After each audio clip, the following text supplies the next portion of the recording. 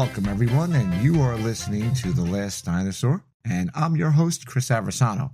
This is the podcast where we explore the evolving maritime landscape and hear from innovators leading that change.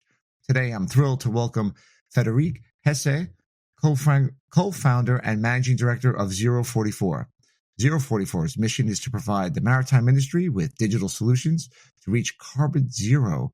Based in Berlin and backed by our friends at Flagship Founders, Friederike and her team are helping companies manage their emissions more effectively. In the backdrop of CII, EU ETS, and FuelEU Maritime, there's a lot to manage and do, and zero44 is right in the thick of it. Welcome to the podcast, Friederike, and thank you so much for coming on today. Thank you for having me. Hi, Chris. So, you come from outside the industry, which I love to have on. Love to have on industry folks like myself, been in forever. I'd love to hear about your journey from coming outside the traditional space and, getting into this part of it, which is not an easy part. You got the alphabet soup of everything going on. You got the IMO meeting in April. We're recording this in early April, so later in the month. Talk about your background and how it's kind of shaped what you're doing today and leading this charge, with zero44. Of course, happy to. So I'm an economist by training. So I've always early on, looked at international trade and what it does for the world economy. So I think that kind of made the shipping industry attractive for me, but actually I didn't know much about it. So my early career was all about public service, actually. I thought I wanted to do something with a purpose.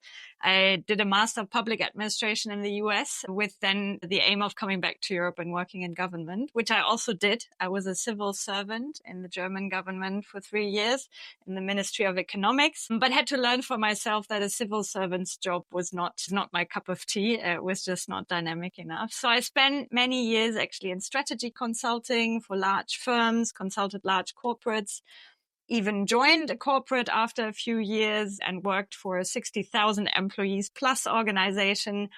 And then came to the conclusion for my career that these very large organizations actually have the tendency to limit you too much, or at least that was my feeling for myself, that bringing change and impact to these large organizations is something that I don't enjoy very much. And that was when I turned to the Berlin-based startup ecosystem, where obviously lots of digital business models are being built, traditional industries are being reshaped, and I had lots of friends and a network in this space, and I saw people having exciting jobs. So I reached out to my network. I had lots of coffee and lunch dates saying, hey guys, my CV doesn't say digital, but I would actually really love to work in a startup. And there was then a real estate play that was brave enough to take me on. The company was called Homeday, and they were trying to digitalize the real estate agent's job. And I joined that company and stayed there for 4 to 5 years. And we grew the company from 20 to 250 people. It was a really exciting journey. I was the salesperson, the ops and salesperson in that company. And in the end, we were bought by a large German corporate, which was when I left again. I was on the streets of Berlin again, talking to people, and I ran into Flagship Founders, whom you've had on this podcast already. And what Flagship Founders do is they try to link maritime challenges with digital talent outside the industry that might have a good angle to address these challenges with digital products. And so I met with Fabian, who also was on this podcast, and he told me about the industry. He told me about the Decarbonization Challenge, and he told me about the regulation that was coming. This was end of 2021. So we knew the CII, one of the alphabet soup, right? The carbon intensity indicator was coming in 2023. And I did my research. I looked into the maritime industry, read Maritime Economics by Martin Stopford, and really enjoyed. Not to get sacrilegious, and I hope nobody gets offended and shuts the podcast off, but that is the Bible of. I agree.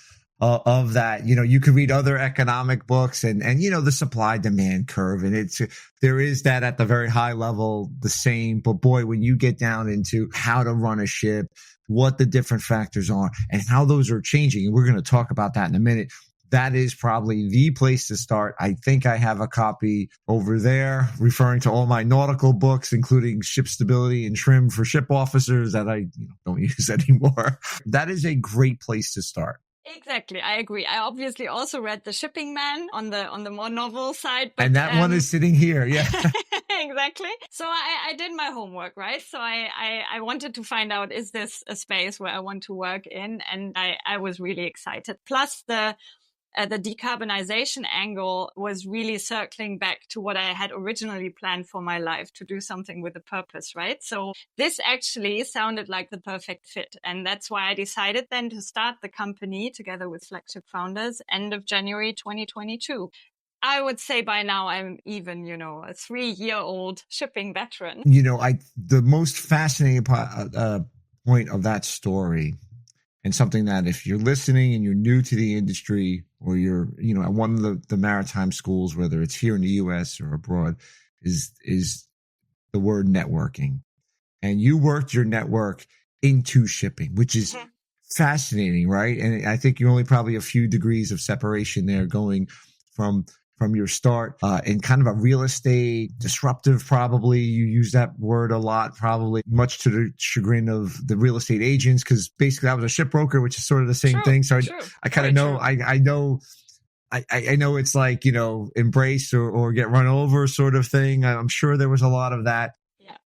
But then to come into this and then to really be part of the industry and part of the change. And we've mentioned now a few times all these 3 and 4 letter, words or meanings and stuff. So as you started to learn about this industry at a really dynamic time from the emissions point of view, and forget about trade and tariffs and not a tariff and all this other stuff that's going on, and Houthi attacks and rerouting, which is actually related to what you're doing. When you start to go in and you start to dive a little deeper and you came up with the solution, because that's kind of how they do it.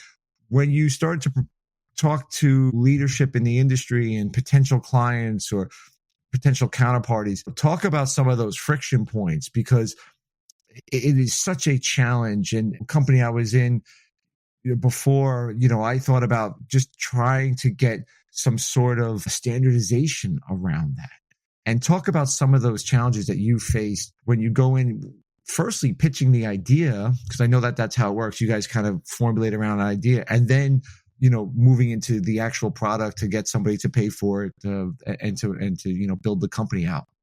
Yeah, I think one of the biggest learnings very early on is that shipping is not shipping, right? So we were lucky we had a development partner from the industry to help us set sail, I would say. And they were a container ship owner, right? So my first impression of shipping was, okay, people own ships and they charter them out long term to operators. But that's only one model in shipping, right? There's operator plays, you have pooling going on, commercial pooling going on, you have all kinds of different charter contract ideas on how to make money in shipping, right? And the regulations affect these different business models in a different way. So the challenges that our customers have with these regulations differ a lot depending on what business model they actually have. And from the beginning, we thought, okay, we're outsiders now. So what can we actually bring? What is our added value, except obviously the digitalization, but what could be our angle? And my perception was that many players in the industry were already working a lot on ship technology and then operational performance with weather routing services and all kinds of improving the efficiency of the ships to save fuel, but also obviously then save emissions. And that's a super important part. But we kind of came from this commercial view and the business models in shipping and the regulation. And we thought, well, the regulation is actually changing the cost structure that our companies have and how these. And going back to your days as an economist, right? And kind of thinking about, cost structure and all this other stuff. So it really kind of starts to. Exactly. That's a little bit of the parallel there. That was how my brain reacted, to the challenge. And I thought, okay, market prices are changing. obviously, because you now have to pay quite a high tax when you sail into Europe and need to buy EU allowances, right? Or pay a FuelEU penalty.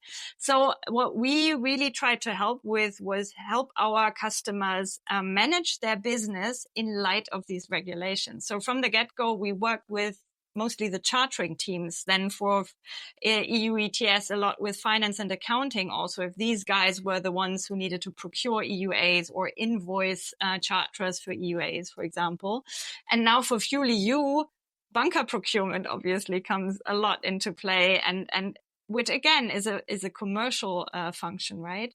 So this was our angle, and these are the friction points we look at for our customers. And I would say an overarching friction point is the pure complexity of the regulations. On the one hand, they came very quickly, right? Now we've seen each year with one regulation, 23 CII, 24 EU ETS, 25 FuelEU, and now we're discussing the IMO midterm measures.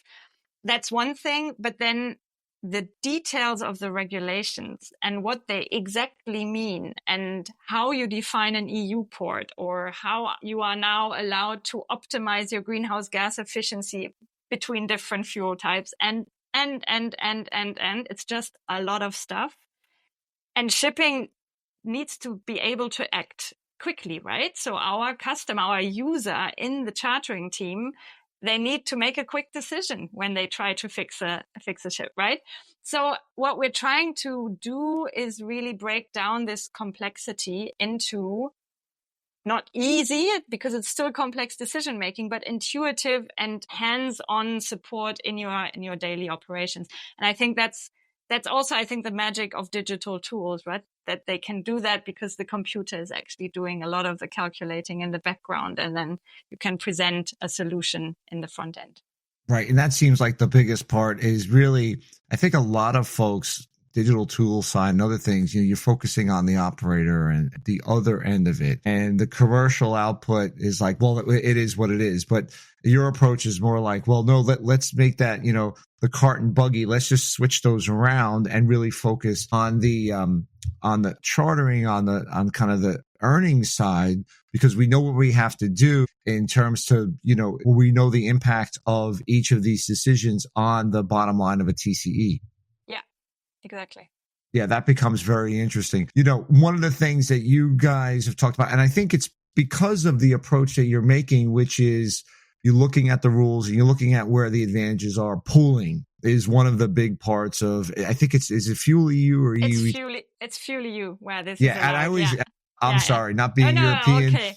Not being European, kind of being out of it. I kind of left the game when everybody was starting to ramp up on IMO 2020, which was the reduction of sulfur. I left the game about 18 months before that came in. So we were starting to talk about scrubbers and dry dockings and things like that before it really got into effect. So been out of that game. So I apologize for getting those turned upside down.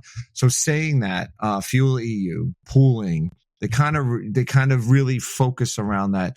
Talk a little bit about what that means, how it works, and how you're finding owners and managers and charterers are looking at it from that regard, and a little bit about kind of how your product addresses that, right? So I'm really curious about putting those parts together. Yeah. Let me just very briefly explain the basics of FuelEU and then what role pooling plays. So FuelEU basically says whenever you sail into Europe, you call an EU port, we're looking at your voyages, you need to report what kinds of fuels and how much of those you have used on these voyages. And then each fuel type carries a certain greenhouse gas intensity. This is collected from the kind of the production process of the fuel up to when it's burned on your ship, right? And fossil fuels have defined by the regulation, given greenhouse gas intensities, and now biofuels and methanol and so on, these have specific greenhouse gas intensities depending on how they were produced and supplied. Now, the regulation defines an upper limit for your average greenhouse gas intensity in the year. And if you are above that, you have to pay the penalty. And they say it's not only the average across the year for one ship, it can also be the average across the year for a pool of ships. right? So you can throw your ships together and then measure all your data. And if on average it's below the threshold, you're all set, right? And this is interesting because now in the first 5 years of the regulation, what we have to achieve is a 2% reduction of greenhouse gas intensities compared to an average they measured in 2020. So in 2020, everyone was on fossil fuels, and now we get to go 2% below that, which means if you calculate that on a single vessel, on single voyages, you need tiny amounts of biofuel, for example, which is hard to buy, right? Because you get fuels in larger quantities. So as soon as you start bunkering biofuels, you're actually easily making what we call a surplus under FuelEU, meaning you're over-compliant. And this then is interesting because if you have an over-compliant ship, you pull in an under-compliant ship, and on average, they're compliant. Actually, as soon as a shipping company decides we're going to bunker biofuels, pooling is key to making this work and optimizing this commercially. Right, because it offsets the cost, the positive impact. If I'm understanding this, if I'm putting my chartering manager hat on, I'll say, okay, I'm going to pay a lot more for these bunkers. However, I can spread that quote unquote pain out and just either be right at the level or maybe even a little above with all my normally bunkered ships, or maybe even a ship that's worse performing because it's older, which may sound bad, but I've already paid off the note on it. So my break even, instead of being, $18,000 a day, because I got to pay an interest payment on every day, it's only really operating costs, which is $9,000 a day. So I'm actually making more money running that older ship because it's paid off. But from a penalty point of view, it's higher. However, I got these two newer ships and I'm burning, the biofuels, which is going to, in essence, move the whole thing down. Exactly. Because if you didn't change anything, if you would continue your business as usual with your fossil fuels, you would pay the money for the fossil fuel plus the penalty. And the extra money for the biofuel is less than you have to pay in penalty. So the regulator was smart in crafting that, right? So the penalty is really expensive. The biofuel is cheaper. But now if you try to put biofuel on each and every ship, that would be more expensive than just putting a larger quantity of biofuel on one ship, for example, and then pooling it and finding it. And then pooling it. And I know one of the other ones, and now maybe this is the other one, also is benefiting or giving a benefit to ships that are equipped with wind assist. True. Yes. So there's actually two things that get special motivation by FuelEU because the kind of formula for penalty calculations and everything is incentivizing that. And that's wind propulsion and onshore power supply. That's the two retrofit topics I would say that FuelEU really triggers. For onshore power supply, you obviously also need the port to be equipped with that. So there's still infrastructure activity going on. There's a second regulation in Europe where the EU ports actually have to build this infrastructure now. And container and passenger ships will have to have onshore power supply by 2030. But even today, and for any ship type, if you use that in your port calls, you have a great advantage under FuelEU. And wind propulsion is a little bit the same. So as soon as a ship is equipped, there's actually a fixed factor applied to the whole calculation, and it improves your situation. Right. And of course, you're looking at things like in parallel to the biofuel, you're looking at things like from an economics point of view, what is my payback period, right? You say, okay, because that starts to look at, we're taking this biofuel, but what's my payback period? It may be one thing with one ship, but if you're pooling, it actually could speed up that payback period because you're having this knock-on benefit of 10 ships or whatever it is. Question I do have, and I don't know if maybe this is a little outside, what defines a pool? A pool needs to have a joint verifier, and a pool needs to make a surplus overall. So they can't make a deficit and just pay a share of the penalty or anything. Together they have to be compliant, meaning on average below this threshold. That's what makes a pool. And typically, or what's happening currently in the industry is that actually lawyers are working on crafting contracts for that. Because you can pool within your own fleet, But as we know, each ship can be a single company. So you still need intercompany contracts and also a way to share the costs, right? So the biofuel consuming ship might not carry the whole burden. They might want to be reimbursed by the other shipping companies. Depends on how the owner wants to set that up. But you are also allowed to pool with third parties. Call your friend who also owns a ship and pool with him. You can, and there's a lot of activity around that, go to a marketplace for FuelEU pooling and try to find pooling partners there. And then obviously a market price needs to develop. So what is it worth, right? Yeah, let's explore that, because the concept of pooling has been around for, I've been in commercial side of shipping, started in the early 2000s. It was around well before, well known, at least in the tanker world, with Per Heidenreich, who set up, Heidenreich Marine, and that's taken on a few different evolutions here after changing ownership hands back about more than 15 years ago now. And that the concept there is that don't have a bunch of owners fighting against each other for the same cargo. You can manage cargoes better, smooth out the bottoms. You don't maybe get the top, more even cash flow. So that from a commercial side has been around forever. But what you're suggesting and having a marketplace for FuelEU where you pool together, that's kind of interesting, because I think that's kind of new. Explore that a little bit. And I'm curious to hear, what are the feedback of the clients that you're talking to? Because this is, you have to share information. How much do you share? That's always a sticking point with ship owners and charterers. How much do you share when? Let's explore that, because I think that's pretty fascinating. And I'm curious, we're talking about Europe right now.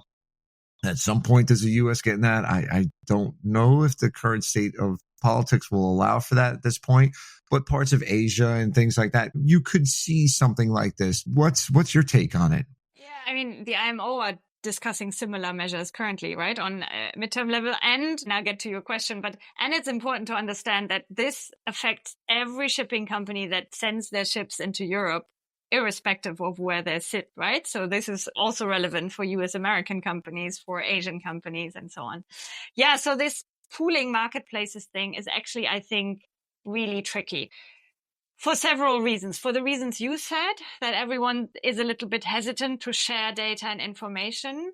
The other thing is that I'm an economist, as we know, it's not a perfect marketplace, because you can't trade the single unit ton of CO2 that you would trade, because it's about a ship's whole exposure in a calendar year, and the pool needs to be stable for a full calendar year. So it's actually, you pool ships together, and it's physical ships that you pool together. So you can't trade 1 ton of CO2 on a voyage into Europe you made in January and ignore the rest of the year. In the end, the ships that come together in this pool that is later reported to the EU and so on, they actually physically need to be the same ships, right? And this pool, as we have learned before, needs to be compliant, so needs to make a surplus in the end. So when you start building a pool now in April of 25, everyone needs to have a rough understanding, at least, how much is my ship going to be in Europe? What will be my exposure, most likely? How much deficit will I make with my ship, or how much surplus will I make with my ships? And based on that, you need to find a contract where you say, okay, now we guarantee each other that we all do as we promised. And if there's a problem, for example, one ship is going more into Europe than expected, burning fossil fuels, and all of a sudden we have a bigger deficit, I don't know, the surplus giver promises to provide more surplus, or we find another partner who brings in surplus to make us all compliant, or so. Yeah, right? That's gonna. It's a tricky business, and we see different plays here across the industry currently. So, for example, one model I like because I understand it very well is there is a pooling platform emerging where someone really has access to an almost unlimited surplus, because they are actually a biomethane supplier, and they work with partners, operators who exclusively trade in Europe, who can use this biomethane throughout the year. they can also use fossil, right? But they could use the bio, and they get a payback on their bio investment by selling this to deficit making companies. So they could sell it, right? So they say, okay, we're going to do all these voyages, burn 10,000, tons or cubic meters of biomethane. I'm not sure how it was calculated, but whatever the BTU or the actual account is, they're going to do that. So that gives them a surplus. They're going to go into this pool. They're going to say, for our surplus of 10,000 a year, we're going to charge you X. Exactly. And then everybody can, and then they'll start to whittle that down as a pool. The only thing I wonder is if for some reason it gets out of hand and they end up in a deficit, in a negative, will the person who's in the pool actually doing all the supply also have to pay that penalty? No, they wouldn't. Okay. Because the ships that kind of the supplier of the surplus has, they are all compliant because they're making this surplus, Gotcha. right? So it's actually the buyer, the deficit person, they would in the contract most likely say, okay, this year I need, 600 tons of CO2 equivalent that I want to buy from you. And then the surplus giver just says, okay, I guarantee you that I can give you that quantity in a functioning pool, because they can flexibly adjust. Right. Gotcha. Right? Gotcha. I gotcha. But if that person then doesn't need a 900, they need 1,000 tons all of a sudden, they can ask, would you have that extra? But if it's not available, it's their risk, right? So that's at least a legally more or less clear situation. Now, there's also games where they're trying to set up a blockchain-based marketplace thing where you kind of have traction, and then in the end they want, I don't know if I understand it completely, but they want to ask a computer, in essence, to then in the end, once they have collected all the data, to find compliant pools, right? Still unclear what's then with the leftover people who might not have a matching partner. I don't know. It's all very, very exciting. We have to see how it plays out. There's another option, by the way, because you can do the whole of 25, and then starts in early 26, there starts the verification period for all the data. And once that closed, there's actually a time window where you can still do a pool, right? So then everyone knows their data, everyone knows their exposure. Oh, so you can have somebody... So you can like have it, yeah, you can actually go, okay, like I'm going to have to pay something. I need to go find a dance partner who's got surplus, and that dance partner may say, oh, there's 10 of us with surplus, or there's only me. So you can pay me my surplus. And because you know the penalty that they're going to pay, you could just say, you could undercut that penalty by 10% or whatever it is, and just say, all right, well, this is what we can do, and go from there. I think it's an interesting thing to look at. And certainly I think what your point is this is going to evolve, right? This is going to continue to evolve. There's going to be marketplaces set up, probably going to be more types of offset. You mentioned before, and you mentioned how you got into this, you got into this through Flagship Founders after kind of exiting from another company that was also a startup and kind of in, a digital space in the whole Berlin, the whole Berlin startup scene. From when you started to today, how have things changed? Is it pretty much going along with the way you thought it would? And other people, whether it's getting into some sort of a VC, I guess it's a VCV or CVC, I forget which way it goes, that the folks like Fabian have set up, or other people who are entrepreneurs, what kind of advice would you give them for starting up today? So 2-part question for you. Yeah. So what has changed? I mean, I've learned so much. I think what I thought in the beginning, obviously, is completely different today, because it's always a journey, right? And when I look at how has the industry developed in those 3 years, it's actually also quite a bit. I mean, I feel that the discussion and debate around decarbonization and digitalization is very dynamic, and these regulations are really driving the debate, right? So things that we talked about then in 22, 23 about how important it is to have your data quality right, for example. I mean, one of the biggest struggles for us is to get reliable, organized Noon report data to base our calculations on. our customers for a long time, they've worked with data silos, right? Different function had different data needs, and they just collected the data as they needed them. But there's no single source of truth. There's no data quality management process. And all of a sudden, all these data mean actual money, and a lot of money. So we have to make sure that this is organized, right? And that the industry is really seeing that and starting to work on that. That, for example, has changed a lot. There's still a long journey ahead of us, but you have now customers to talk to who understand this much better than 3 years ago, I would say. And so there's a lot of, it's very dynamic currently how this is evolving.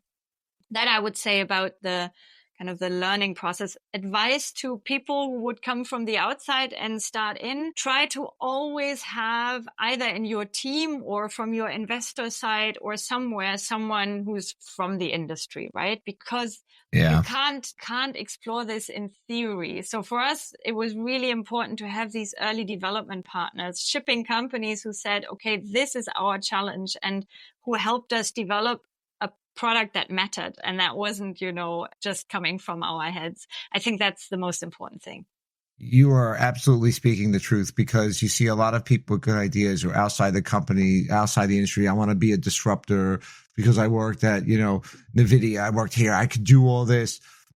Yes, but, right. And I think the one thing we talked again about networking, I think the evolution of networking becomes relationships, or maybe it's the other way around. I've never really given it much thought, or maybe it's the same thing. But I think our industry, especially, even though technically what you are doing is business to business, I think that's a little bit of a misnomer, because it is business to business, but especially in our industry, it is still, it's almost like consumer to consumer, right? Or B to C. It's not really B to B. People classify it because no, you're selling a product to a company, to you. Yes, but there are a lot of other products out there. So it's understanding those really nuanced pain points, right? It's having somebody in the industry who has done that, whether it's you have somebody on your staff that happened to be an operator, a charterer, a ship's captain, a ship's engineer, a superintendent, whatever. But because even though they're not maybe doing the exact same job, they know A, very likely the pain points, and B, they know who to ask the right question to. The right person, right question. That's what it always comes down to. Because you see that a lot. There was a few evolutions there where companies kind of, faded out. And I think a lot of it had to do with not having enough staff that had a maritime background. Now, I'm not saying, and I've said this before, that you should hire 15 people. If you have a company 15, you should hire 15 guys who went to SUNY Maritime or got. That would not work out well. I'm sure it'll be fine, but I wouldn't like that, because I'd want to hear people with different backgrounds, ideas, right? So it's that really, really good mix. And I think that's an important thing for people getting into this industry. And that's also the other part too, is don't be afraid to get into this industry if you have an outside idea. That's okay, right? We all don't have to come from the same background, because I don't think problems will get solved the same way. You bring your background as an economist, which I think is pretty cool, and vice versa. We were talking before we turned press the play button or the record button here. Just spent 2 weeks in Singapore. Give me a little bit of a vibe check on that, and then tell me, because Singapore, and not a long of a flight as it is from the East Coast where I am, still a pretty long flight. What did you chuck in your bag or have on your, e-reader or whatever? So two-part questions again. I guess maybe I'm noted for that. What was the vibe check there? And what are you reading? Or did you find something cool to read there? I don't know, maybe somebody's brochure. Yeah. What did you end up doing there? So it was, 1 week of Singapore Maritime Week, and I was there last year already for the first time. And I think it's actually one of the densest weeks I've seen, because Singapore obviously is a large city, but still then the areas where the trade fair is and where people meet, and with all the evening events, you run into so many people that you've known, and everyone is enjoying that. So it's a good mixture of really down to business, very, very professionally organized conferences and trade fairs, and then a lot of opportunity to network in the evenings. And that's, by the way, not only true for the sales side of the business and the partnership side of the business, it's also for fundraising for young companies. Singapore is a really interesting place because of lots of maritime investment funds are sitting there. So the week is also full of venture funds doing events and so on. So that's the vibe. And then you obviously have a tropical climate and really fancy buildings. And that's all adding to the magic of Singapore Maritime Week, I would say. And as to what am I taking back from there from a content perspective, it was actually interesting. I mean, it's really interesting times for international trade currently, right? With the Trump administration and everything that's going on, and how we're forgetting about the benefits of WTO and not having trade wars. And we had the welcome day of Singapore Maritime Week. A senior minister from the Singapore government was speaking, and this was a very seasoned, very well educated politician who talked about international trade and multilateralism, and obviously a small country like Singapore, how dependent they are with their growth and their welfare on this global rule being in place, right? And how important that is. And he was realistic, but not, he was still optimistic that we can find our way back. And that was very impressive. And I think that's, by the way, one of the great things about maritime as well. You're working on something that's so relevant for the world. Yeah. You're always in the middle of all these debates. It's very, very interesting. Yeah, it's very interesting because I was on my daughter's career fair recently, and I talked about, being at sea and things like this. And I talked about all the other jobs, and I said, this is not a political statement. But I'm going to tell you, all the stuff that's going on with President Trump and all this, it all plays out in the maritime shipping world, all of it. And so when we talk about tariffs and trade, there are many somebodies sitting here trying to figure out, well, if they put a tariff on this, what does this do to my container port? What does this do to me as a tugboat operator? What does this do to me as trying to calculate my FuelEU or my CII score? Because I've kind of pegged in doing, if I'm a container operator, a certain route. Now I've got to go further. That's going to hurt my score. What does that do for my insurance? What does that do for my, if I want to refinance my ship, I have a lower score than I thought because I have to travel in a different way. I wasn't anticipating traveling in this way. So there's all these things. And I've told the kids, I said, all of this is going to, yes, you'll see it at the grocery store. You'll see it at, buying a car. But the people who are actually going to be impacted on their daily jobs are people who do this every day, and not just, I think I said, not just an economist. This is the port operator and the ship's captain and, the lady, the harbor pilot. And she's got to go, she's got to figure out, like, are our revenues going to be down this year? Are our revenues going to be up? Do we need to hire more pilots, or should we ask some pilots to retire? This is all going on right now. Yeah. So it's kind of exciting for sure.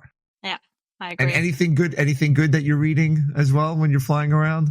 I'm typically then reading novels. I'm not much of a textbook reader. So, no, nothing specific comes to mind. Nothing. Just some novels to take your mind off of exactly fuel regulations. Friederike, this was a fantastic chat. Thank you again for coming on. I enjoyed it. I enjoyed it very much. I love hearing people's views who are coming outside the industry and really trying to make an impact, because I think I got a lot out of this because there were some things that I didn't know about FuelEU and EU ETS because I'm not in the game. Thought it was great to hear from you and kind of what your approach is and what you're seeing there. And I wish you and the company best of success. Thank you very much. Thank you.